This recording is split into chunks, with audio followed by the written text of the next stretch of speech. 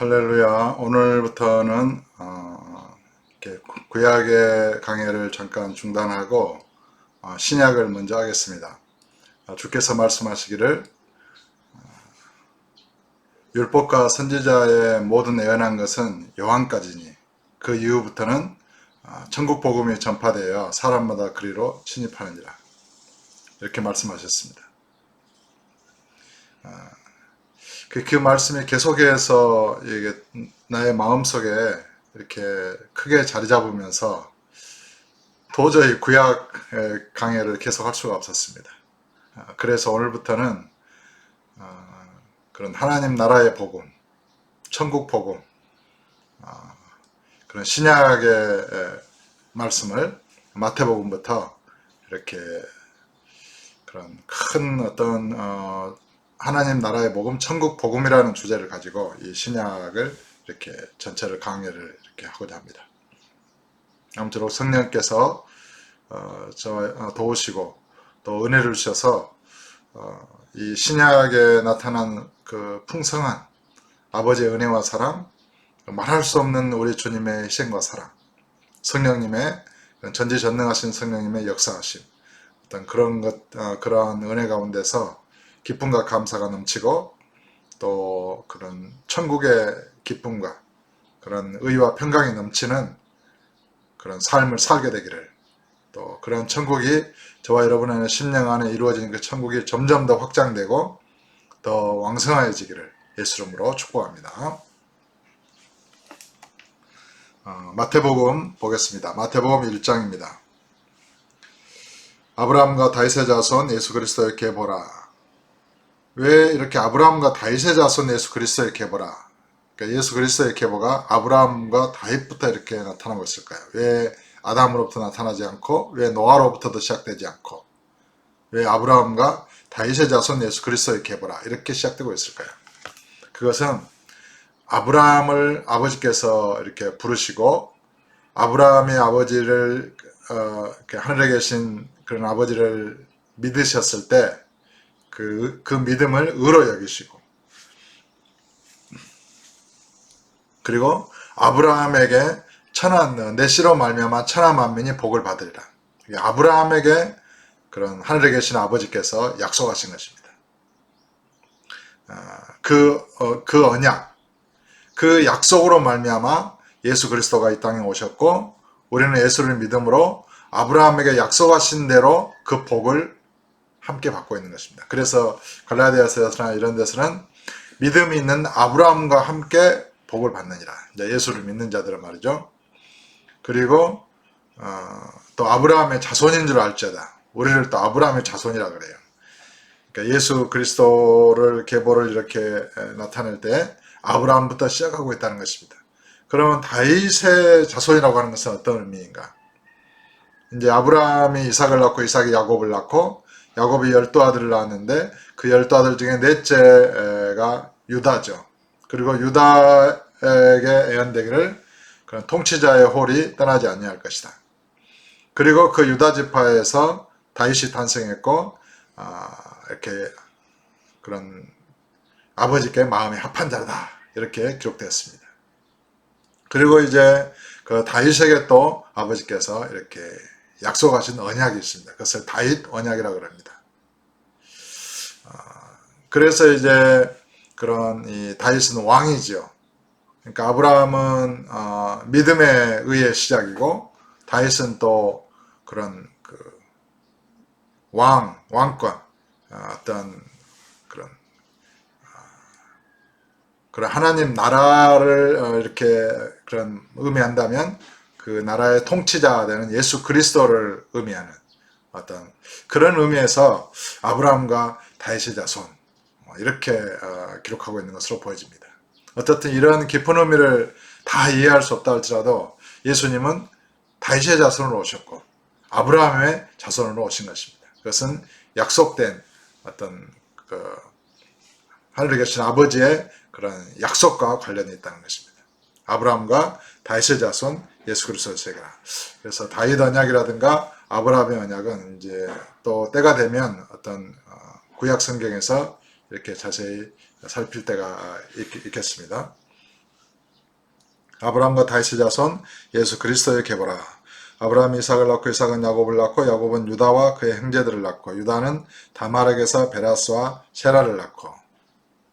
이 다말이 누굽니까? 유다의 원래 며느리였습니다. 근데 유다의 아들들이 유다의 본래 아내는 그 이방 여인이었고 그 아들들이 악해서 여호와께서 그 유다의 아들들을 다 죽이시고 또 유다의 아내도 죽고 그리고 이제 유다는 홀로 있었고 그때 그런 그 이 아들들의 며느리가 된 다말이 이제 며느리로 들어왔는데 유다의 두 아들들이 여호와께서 악하심으로 여호와 보시기에 그 아들이 악함으로 여호와께서 죽이십니다. 그래서 이제 다말도 이제 홀로 남았죠. 그래 그 셀라 유다의 셋째 아들 셀라가 장성해도 다말에게 주지 아니하므로 다말이 이제 변장을 해서 이렇게 유다와의 관계에서 자녀를 낳습니다. 성경은 유다는 다말에게서 베레스와 세라를 낳았다 이렇게 기록하고 있습니다. 이 다말의 행위를 어떤 현대인의 도덕적 관점에서 이렇게 그를 판단하거나 정죄하지 않고 다말의 행위는 믿음의 행위로 그런 유다에게서 믿음의 후손을 이렇게 낳고 기른 믿음의 여인으로 칭송하고 있습니다. 성경은. 이런 것을 예전에도 우리가 이렇게 강의에서 말씀드린 바와 같이 사람의 생각으로 판단해서는 안 된다는 것입니다. 유다는 다말에게서 베레스와 세라를 낳고 베레스는 헤스론을 낳고 헤스론은 람을 낳고 람은 아미나답을 낳고 아미나답은 나손을 낳고 나손은 살몬을 낳고 살몬은 라합에게서 보아스를 낳고 이 라합이 또 누굽니까? 라합이 또 그런 여관 업을 행했던 이방 여인입니다. 그러니까 여호수아의 군대가 그런 그 출애굽한 이스라엘이 이제 광야에서 40년을 지난 후에 여호수아의 군대가 여리고성을 이렇게 점령하려고 할 때 그 여리고 성곽에서 여관업을 하는 어떤 그런 여인이었습니다. 성경은 기생이라고 기록되어 있지만 어떤 그 라합이 그런 여호와에 대한 소문을 듣고 상천하지에 그 여호와가 참된 신이시다 이렇게 고백하고 여호수아가 보낸 정탐꾼들을 숨겨주고 이제 그 대가로 자기 가족의 목숨을 이렇게 구원하게 이르게 됩니다. 그리고 이 라합이 그런 살몬과 결혼했다는 것입니다. 그래서 메시아의 족보에 오르게 됩니다. 그래서 살몬은 라합에게서 보아스를 낳았다. 그리고 보아스는 룻에게서 오벳을 낳고 또 이 보아스과 룻의 관계가 또 신비롭죠. 룻은 모압 여인입니다. 모압은 또 어떤 종족입니까? 그 아브라함의 조카 룻이 이렇게 소돔과 고모라가 멸망을 당할 때 피난해서 그런 주변의 사람들이 다 죽고 없으므로 그 딸들이 이렇게 아버지에게 술을 먹여서 그 사이에서 태어난 족속의 모압과 암몬 족속입니다. 그런데 여호와께서는 그런 행위에 대해서도 가타부타 성경은 말하지 않고 있습니다.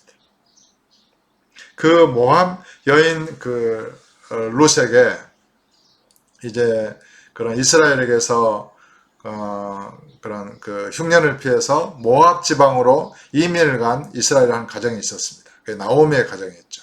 나오미의 그런 남편이 이제 죽고 나오미와 두 아들만 남았는데 두 아들이 그런 그 이제 룻과 또 오르바라고 하는 그 모압 여인에게 장가를 들죠.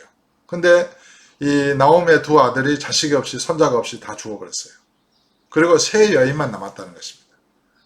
그때 이제 오르바는 자기 동족으로 돌아가고 룻은 어머니께서 이렇게 죽으신 것에 나도 죽을 것입니다. 어머니 하나님이 나의 하나님이 되고 어머니의 백성이 나의 백성이 될 것입니다. 이렇게 어머니를 따르고 어머니 나오미를 따라서 이스라엘에 왔는데 그때 만난 사람이 보아스예요. 모압 여인 그런 그 룻이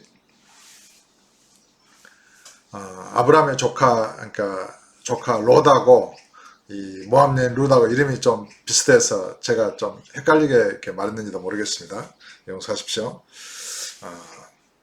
이 모압 여인 이 룻이 보아스는 룻에게서 오벳을 낳고 오벳은 이새를 낳고 이새는 다윗왕을 낳았다. 다윗왕에 이렇게 이제 증조모가 된 것이죠.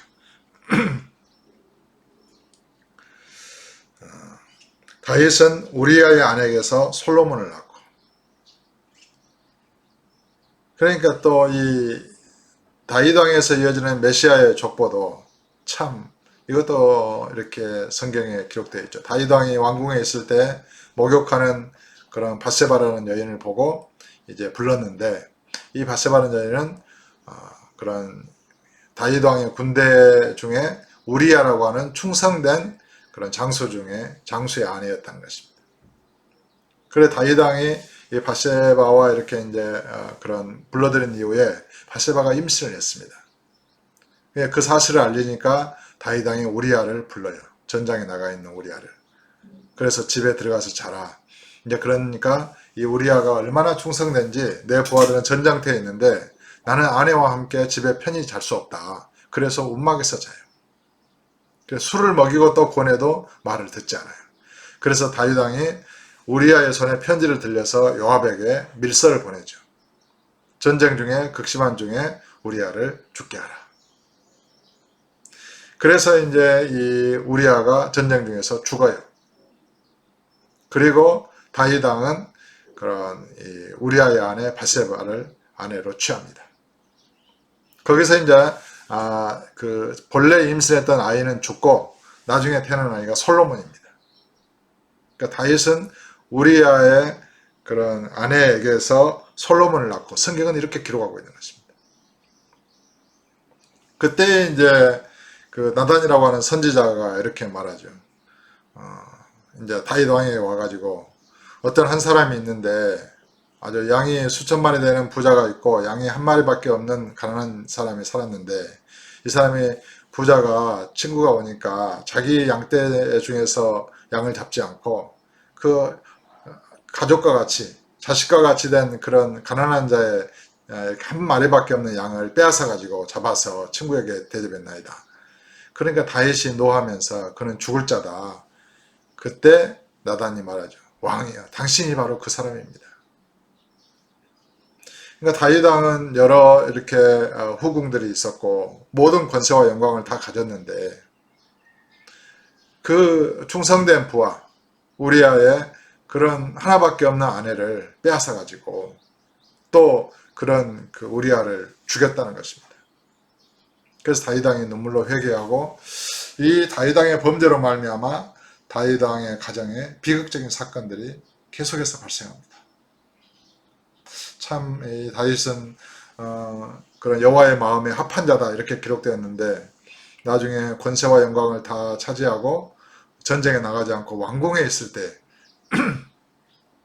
이런 유혹을 받음으로 말미암아, 그리고 자기의 죄를 감추기 위해서 또 살인의 죄까지 이렇게 그런 저지름으로 말미암아 그런 가정에서 비극적인 그런 살육이 일어나고 자식의 아버지를 배반하고 반란하는 그런 비극들이 이렇게 비극들을 겪게 됩니다. 어떻든 다윗은 이렇게 우리아의 아내에게서 솔로몬을 낳고, 그런데 이제 이 솔로몬을 또 여호와께서 사랑하셨다 그래요. 솔로몬에게 또 그런 지혜를 이렇게 바닷가의 모래보다도 더 많은 마음을 주시고 지혜를 주시죠.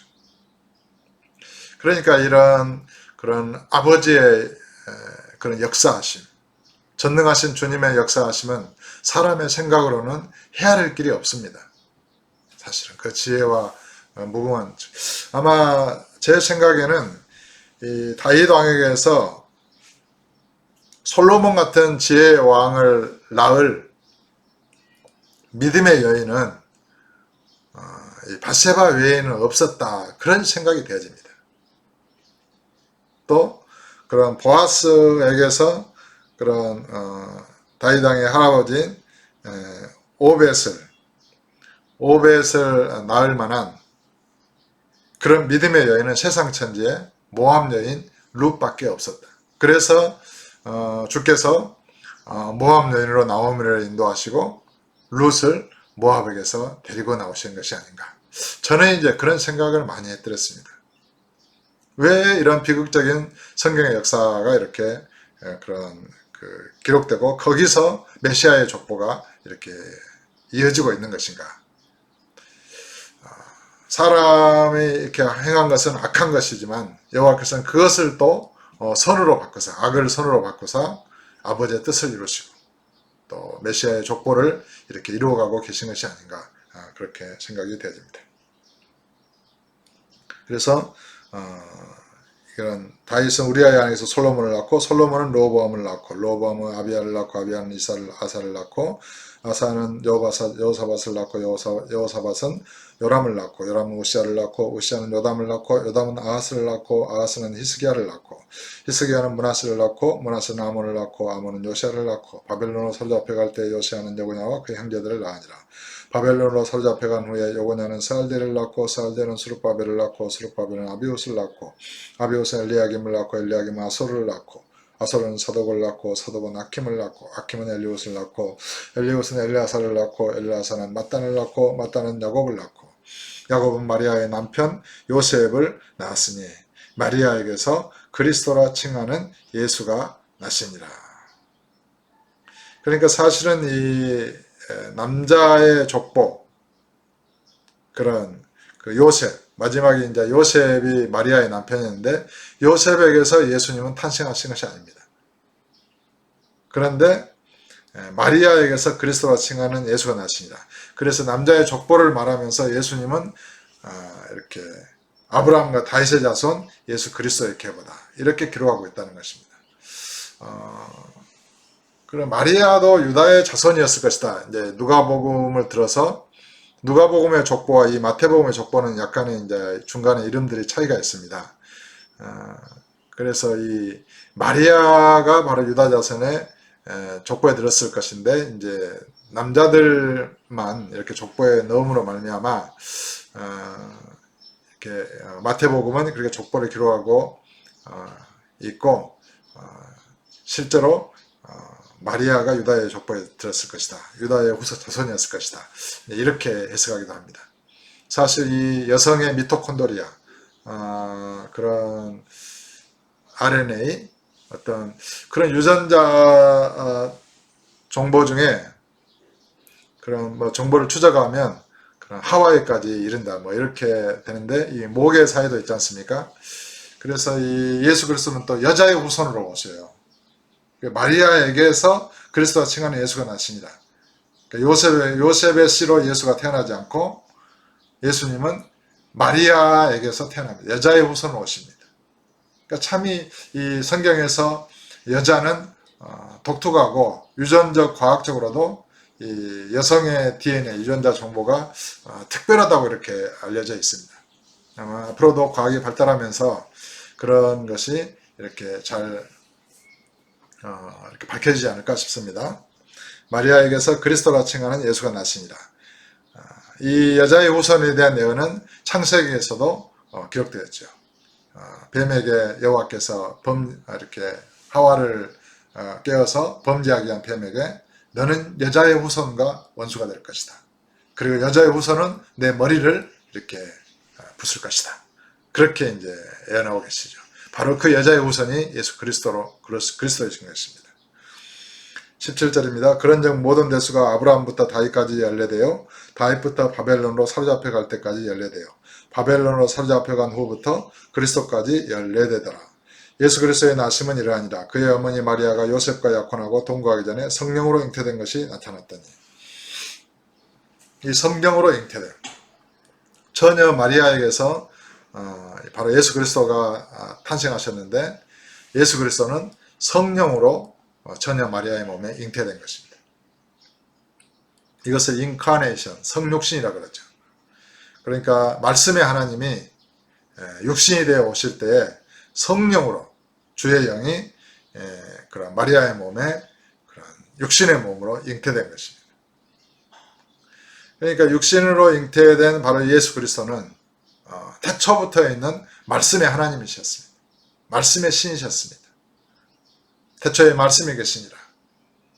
말씀이 하나님과 함께 계셨으니 이 말씀은 곧 하나님이십니다.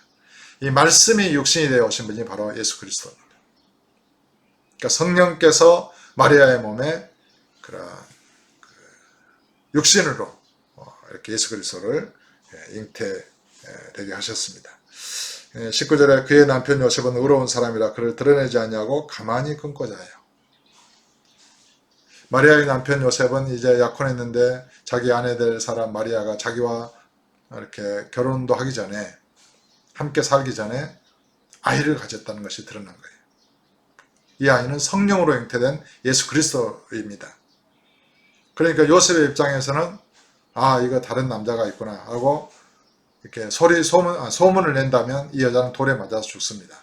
그래서 요셉은 의로운 사람이었기 때문에 이거를 드러내지 않았다는 것입니다. 소문내지 않았다는 것입니다. 그리고 가만히 끊고자 했다는 것입니다. 성경은 요셉은 의로운 사람이라 이렇게 기록하고 있습니다. 이 일을 생각할 때 주의 사자가 현몽하여 이르되 다윗의 자손 요셉아 내 아내 마리아 데려오기를 무서워하지 말라. 그에게 잉태된 자는 성령으로 된 것이라. 거룩한 여호와의 신, 여호와의 영으로 잉태된 자가 바로 예수 그리스도라는 것입니다. 꿈에 그런 천사가 나타나서 이렇게 그런 이 일을 생각하는 그 남편 요셉에게 이렇게 알려준 것입니다. 그러면서 21절에 아들을 낳으리니 이름을 예수라 하라. 이는 그가 자기 백성을 그들의 죄에서 구원할 자심이라 하니라. 바로 예수는 주의 백성을 그들의 죄에서 구원할 자로, 구원자로 오신 것입니다. 그래서 예수를 믿으면 죄에서 구원을 얻는 것입니다. 죄가 무엇입니까? 여호와의 계명을 어기는 것이 죄입니다. 그래서 아담이 여호와의 명령을 어기고 선악과를 먹었죠. 그 한 사람의 범죄로 말미암아 죄가 세상에 들어오고 로마서는 그렇게 기록하고 있습니다. 그래서 법이 없으면 죄가 죽은 것입니다. 죄는 계명으로 말미암아 기회를 타서 사람을 속이고 죽이는 것입니다. 그래서 이제 이런 모든 사람이 아담과 같이 동일한 죄를 짓지 않았지만 아담의 범죄로 말미암아 죄가 세상에 들어왔고 모든 사람이 또한 아담을 통해서 태어났잖아요. 그게 아담 안에 있는 거예요. 사실은 아담과 동일한 죄를 지은 것과 마찬가지입니다. 그래서 모든 사람에게 사망이 이르렀느니라. 성경은 이렇게 기록하고 있습니다. 이 죄로 말미암아 사망이 왔습니다. 그리고 이 죄에서 구원하시기 위하여 예수님께서 육신으로 마리아의 몸에 잉태돼서 오신 것입니다. 그리고 십자가에서 피 흘려 죽으심으로 이 죄에서 우리를 구원하신 것입니다. 그러니까 예수님의 피는 죄가 없는 피입니다. 그러나 인류의 모든 사람은 죄가 있습니다. 아담으로부터 태어났으니까 말이죠. 그러나 예수님은 성령으로 잉태돼서 죄가 없는 피입니다. 그래서 레위기서는 이렇게 기록하고 있죠. 피에 생명이 있으므로 피가 죄를 속하느니라. 그 죄 없는 짐승의 피로 인간의 죄를 율법에서는 이렇게 잠시 그런 여호와의 진노를 가리키는데 죄를 속하는데 짐승의 피를 썼지 않습니까? 그런데 이제 예수 그리스도의 그 죄 없는 예수 그리스도의 피로 말미암아 저와 여러분의 모든 죄가 씻어진 것입니다. 그 십자가에서 피 흘려 죽으시고 부활하신 예수를 믿는 자는 그 예수님의 십자가에 피 흘리심으로 말미암아 모든 죄가 씻어진 것입니다. 그런데 교회를 다니고 예수를 믿으면서도 그 예수님의 피로 말미암아 자기의 모든 죄가 씻어졌다는 것을 믿지 않는 사람들이 많이 있습니다. 심지어 예수님의 피가 모든 죄를 씻었다고 믿으면 안 된다고 신학은 말합니다. 그것은 마귀의 신학입니다. 예수님의 피로 말미암아 저와 여러분이 모든 죄에서 구원을 얻고 그런 아버지의 자녀가 되는 권세를 가졌는데 그 가장 복음의 핵심 예수님의 피가 바로 저와 여러분의 모든 죄를 속했다. 모든 죄를 깨끗하게 했다. 이것을 믿지 말라고 하는 그런 거짓된 신앙은 바로 마귀가 그렇게 하는 것입니다. 저와 여러분의 모든 죄를 예수님의 십자가의 피가 씻었으므로 저와 여러분은 의롭게 된 것입니다. 그것을 믿어야 하는 것입니다. 법정에서 너는 무죄다라고 선언 받았을 뿐만 아니라 예수를 믿는 자는 의롭게 되어진 것입니다. 그러므로 의의 열매를 맺을 수 있는 것입니다. 열매로 그들을 알리라 이랬지 않습니까? 가시나무에서 어떻게 무화과를 따겠느냐? 엉겅퀴에서 어떻게 무화과를 따겠느냐? 그러니까 예수를 믿을 때 그 피로 말미암아 깨끗하게 되고 의롭게 되지 못한 자는 의의 열매를 맺을 수가 없는 것입니다. 이것이 참으로 오늘날 현대의 신학과 현대의 기독교의 큰 문제점인 것입니다. 교회를 다니면서도 예수님의 십자가의 피로 내 모든 죄가 씻어졌다. 이것을 믿으려고 애를 써도 잘 못 믿을 터인데 그것을 믿으면 안 된다고 말하니 그렇게 가르치니 이 얼마나 참 그렇게 믿어서 자기를 의롭게 됐다 이렇게 믿으면 또 그것을 또 이단이라고 말해요. 이거 얼마나 어리석고 무지하고 마귀적인 것입니까? 예수님은 저와 여러분을 죄에서 구원하시기 위하여 오셨고 십자가에서 피 흘려 죽으시고 부활 승천하심으로 저와 여러분을 구원하시는 그 길을 여신 것입니다. 그 예수를 믿는 자는 구원을 받은 것입니다. 모든 죄로부터 용서를 받은 것입니다. 그러므로 다시는 죄를 지을 수 없는 것입니다. 지어서는 안 되는 것입니다. 만약에 하나 다시 범죄하고 그랬을 때는 주님 앞에 무릎 꿇고 회개하면서 다시는 범죄치 않게 해달라고 주를 의지하는 믿음을 구하고 주를 온전히 믿고 의지하게 되면 전능하신 주의 능력에 의해서 저와 여러분은 다시는 죄를 짓지 않는 의의 자녀로 살아갈 수 있게 되는 것입니다. 이제 이 부분은 앞으로 계속해서 그런 천국 복음에 관련해서 계속해서 이렇게 증거하고자 합니다. 천국에 가는 길에 바로 이 죄가 있으면 못 가는 것입니다. 왜냐하면 죄의 삭은 사망이기 때문입니다. 그러니까 죄가 있는데 남아있는데 어떻게 천국에 갈 수 있겠습니까? 천국 백성은 모든 죄가 사해진 자가 가는 것입니다. 의의 나라이기 때문입니다. 죄가 없는 나라이기 때문입니다. 만약의 경우에 저와 여러분 마음 가운데 아직 하나님 나라가 이루어지지 않았다, 천국이 이루어지지 않았다라고 생각한다면 하나님 나라는 이미 너희 안에 있느니라고 하신 주의 말씀은 어떻게 되겠습니까? 저와 여러분 안에 성령이 계시고 주님이 통치하시고 다스리는 나라, 그런 주의 나라가 되었는데 거기에 저와 여러분 마음속에 아직도 죄가 살아서 이렇게 지배하고 있다고 한다면 주님이 통치하시는 나라이겠습니까? 네, 이런 문제가 큰 문제가 있는 것입니다. 아들을 낳으니 그 이름을 예수하라. 이는 그가 자기 백성을 그들의 죄에서 구원할 자였습니다. 예수님은 진실로 저와 여러분의 구주로서 저와 여러분을 모든 죄에서 구원하신 것입니다. 그것을 믿을 수 있기를 예수 이름으로 축복합니다. 이 모든 일이 된 것은 주께서 선지자로 하신 말씀을 이루려 하시는 이르시되 보라 처녀가 잉태하여 아들을 낳을 것이요 그의 이름은 임마누엘이라 하리라 하셨으니 이를 번역한즉 하나님이 우리와 함께 계시다 함이라. 임마누엘이 무엇입니까? 아버지께서 저와 여러분과 함께 하시다 그런 뜻입니다. 주님이 함께 하신다. 성령이 함께 하신다는 뜻입니다. 임마누엘. 엘은 하나님이시고 임만 함께 하신다. 그러므로